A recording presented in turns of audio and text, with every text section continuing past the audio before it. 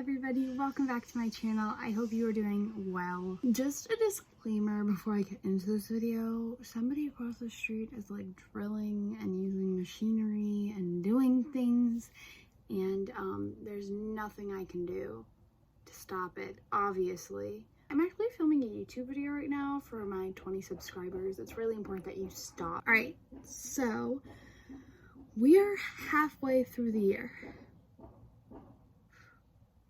I feel like that's so crazy. I feel like everyone says that every year. They're like, oh, this year has gone by so fast.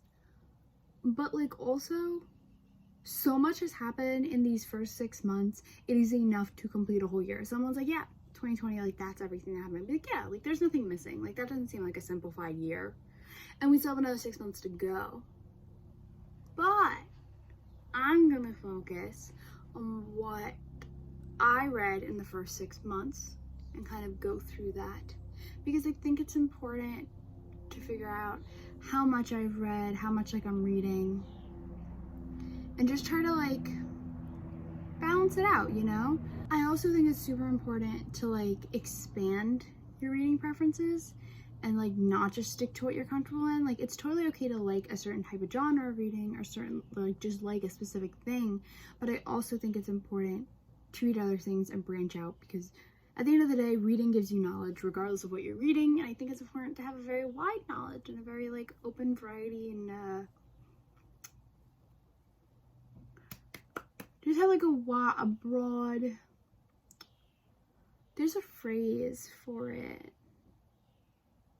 be well-rounded, be a well-rounded reader, and I want to focus on that. And especially I just want to go out of my comfort zone. I feel like there's so much writing and genres and things that I don't know about yet, and I want to get into it. So without further ado, let's start looking at what I read. I finished 10 books. I DNF'd 3 and I'm currently reading 2.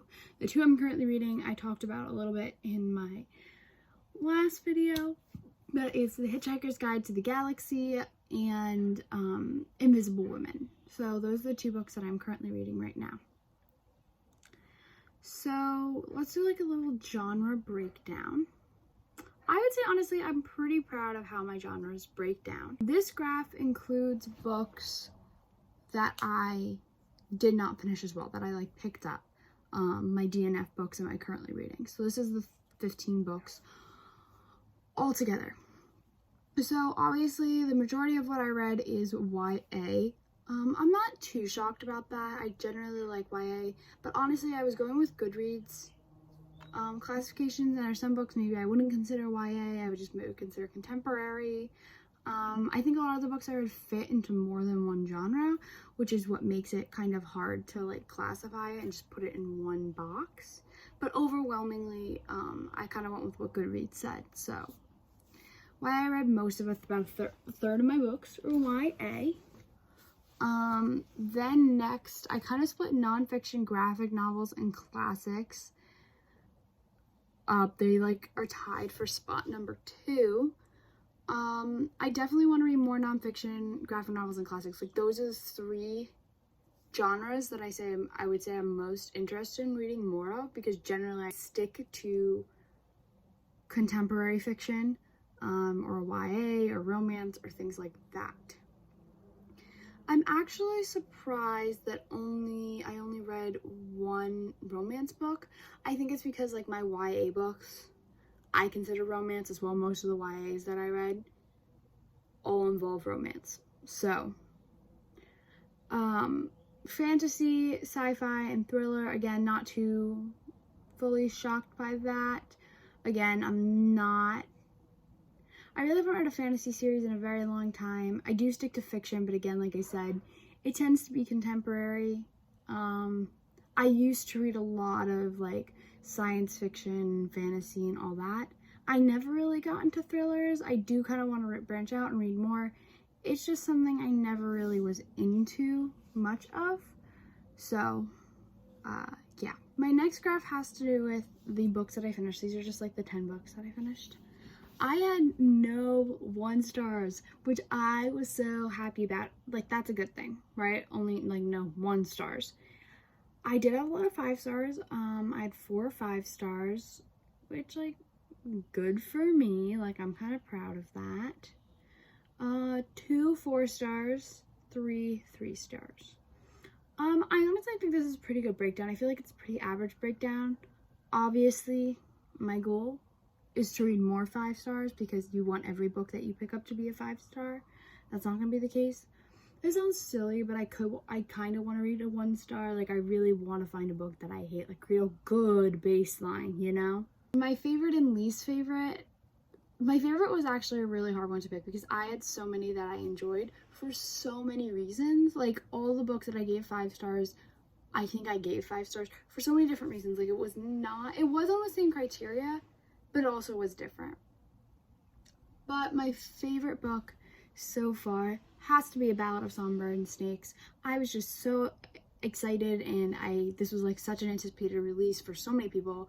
I loved going back into the Hunger Games world and like this world she created. I just thought the book was so good. She didn't recreate the story. I was like captivated by it, and I really, really loved it.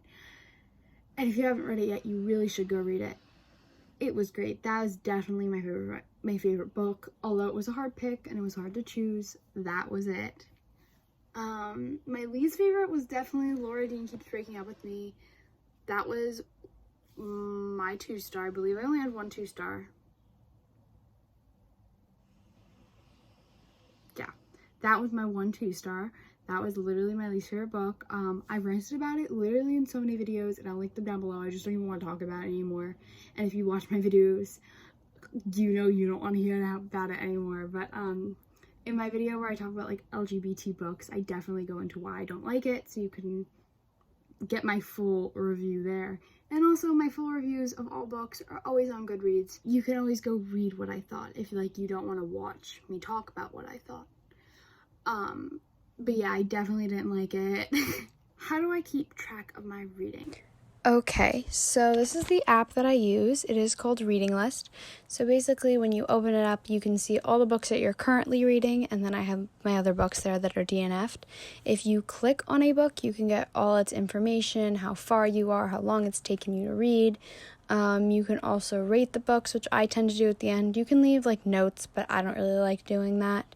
And then you can see all the books that you've finished. I only started doing it this year, so it only has my books for 2020. And then I like to organize them for what year I read them, the stars, 5 stars I just list.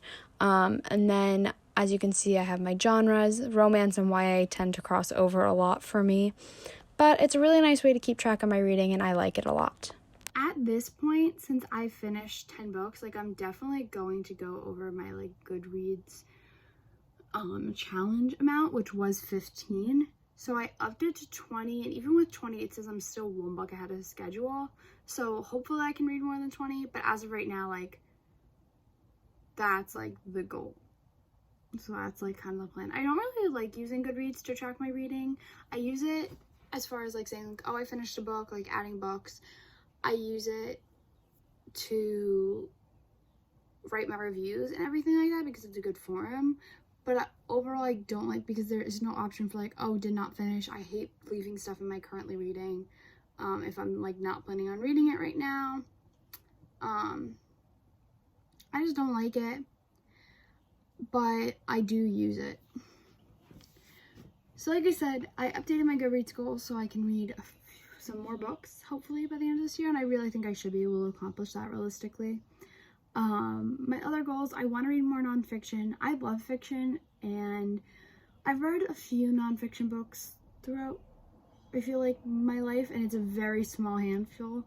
And most of them that I read, I like. Like, I don't know why I stopped. I think fiction is just so much more appealing for me. And books for me are kind of like a whole little like escapism type deal. So when I read books, generally the nonfiction I like to read as well is more like statistical stuff. I don't like reading biographies. I do have a biography in my TBR and things like that. But I found I never really liked historical biographies. I'd just rather read a historical fiction. But like, I read Modern Romance by Aziz Ansari, and I remember loving that book. That's like such a really interesting book. I haven't read it in a minute. And right now, like, I'm reading Invisible Woman, and that, like, Invisible Woman has to do with, like, data bias against women, and even, like, modern romance, like, it has to do with more statistical stuff. So I kind of want to branch out. There's so many different types of nonfiction. I do want to read a little bit more of that, and just kind of stay grounded as a way to help me get educated and also do something I like to do. I definitely want to read more diverse authors. Honestly, it wasn't something that was on my radar, but recently it's obviously so important at all times, but especially now, I want to make that pledge. I want to start reading more diverse authors, and support authors that if they're not like a person of color or anything like that, that they promote diversity within their characters and within their books. I just think that's also super important. You don't have to be a person of color, an author of color, to write good characters of color. I don't think, at least. If you do your research and are respectful, like, it shouldn't be hard. So I want to support authors who do that as well. I think that's important. I want to read bigger books. I am so scared about bigger books. They just feel like too much of a commitment to me. And other people that I talk to are like, oh, like, I prefer that. Like, I prefer knowing I can read a whole long series and get into it and have a while in the world of the thing. But they kind of scare me. Like, I used to not be scared of it at all. I used to read big series and big books all the time. But I haven't read a series in God knows how long. And I don't like reading big books. Like, I just don't. Like, if it's over 400 pages, like, I don't want it. And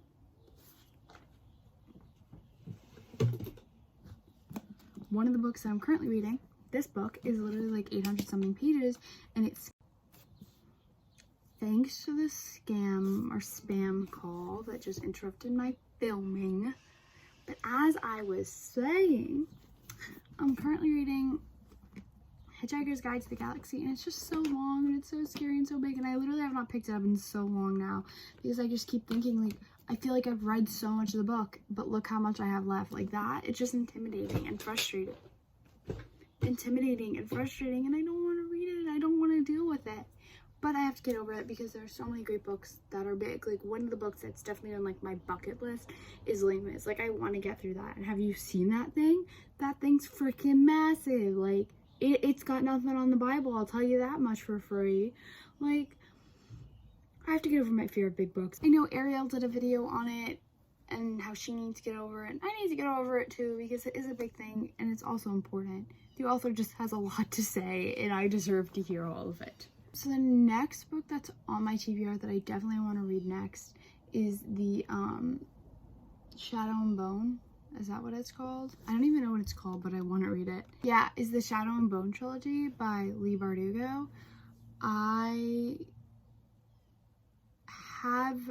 I just feel like everyone keeps talking about it, and I literally know nothing about it.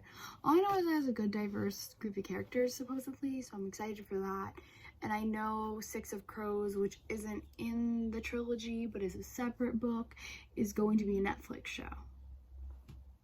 So, you know me, I love my Netflix. I want to read it before it comes out.